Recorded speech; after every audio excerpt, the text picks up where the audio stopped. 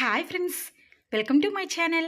ఈరోజు మన ఛానల్లో ఎంతో టేస్టీగా తయారు చేసుకుని గులివిందలతో చేపల పులుసు ఎలా తయారు చేసుకోవాలో చూద్దామండి. టేస్ట్ అయితే చాలా బాగుంటుందండి.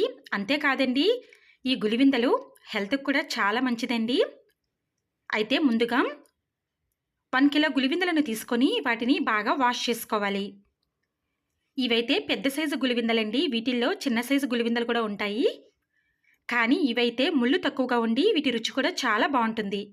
ముందుగా వీటి కోసం స్టవ్ పై కడాయి పెట్టుకొని అందులో 2 స్పూన్ల ఆయిల్ వేసుకొని ఆయిల్ హీట్ అయ్యాక కొన్ని పచ్చిమిర్చి, కొంచెం కరివేపాకు, కొన్ని ఉల్లిపాయలను వేసుకొని ముందుగా వాటిని బాగా ఫ్రై చేసుకోవాలి. తర్వాత ఒక మిక్సీ జార్ని తీసుకొని అందులోకి కట్ చేసుకున్న కొన్ని టమోటా ముక్కలు, కొన్ని కొబ్బరి ముక్కలను వేసుకొని మూత పెట్టుకొని స్మూత్ బ్యాటర్లా మిక్సీ పట్టుకొని పక్కన పెట్టుకోవాలి.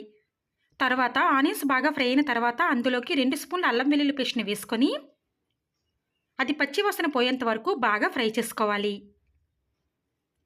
ఈ విధంగా ఫ్రై చేసుకున్న తర్వాత ముందుగా మిక్సీ పట్టుకున్న టమోటా కొబ్బరి పేస్టును అందులో వేసుకొని 1 స్పూన్ పసుపు కూడా వేసుకొని బాగా మిక్స్ చేసుకొని ఒక 5 నిమిషాల పాటు మగ్గించుకోవాలి.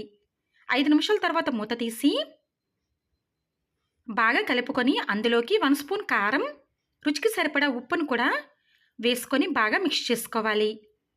ఇలా కలుపుకున్న తర్వాత మరొక 5 నిమిషాల పాటు దానిని మగ్గించుకోవాలి. 5 నిమిషాల తర్వాత ముందుగా వాష్ చేసి పెట్టుకున్న గులివిందలను అందులోకి వేసుకొని 1 నిమిషం పాటు మూత పెట్టుకొని మగ్గించుకోవాలి.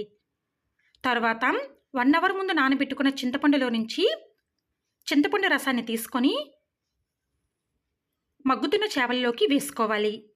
ఈ విధంగా చింతపండు రసం అంతా కూడా వేసుకోవాలి. ఇలా వేసుకున్న తర్వాత ఒక 5 నిమిషాల పాటు మరిగించుకొని తర్వాత అందులోకి 1 స్పూన్ ధనియా powder, 1 spoon garam masala, 1 spoon fish మసాలాను కూడా వేసుకొని మరొక 10 నిమిషాల పాటు మరిగించుకోవాలి. చింతపండు రసాన్ని అయితే ఎక్కువగా తీసుకోండి. ఈ విధంగా చింతపండు రసం ఎక్కువగా వేసుకోవడం వల్ల మనకి చేపల చారు అనేది చాలా టేస్టీగా ఉంటుంది. ఈ విధంగా ఒక 10 నిమిషాల పాటు మరిగించుకున్న తర్వాత చివరగా కొంచెం కొత్తిమీరని వేసుకొని స్టవ్ ఆఫ్ చేసుకోవాలి. ఇది వేడివేడిగా కన్నా పూర్తిగా చల్లారిన తర్వాత తింటే చాలా బాగుంటుందండి. అంతేనండి, ఎంతో టేస్టీగా తయారు చేసుకుని గులివిందలతో చేపల పులుసు రెడీ. టేస్ట్ అయితే చాలా బాగుంటుందండి. తప్పకుండా మీరు కూడా గులివిందలను తెచ్చుకున్నప్పుడు ఈ ప్రాసెస్లో చేపల పులుసు ట్రై చేసి చూడండి.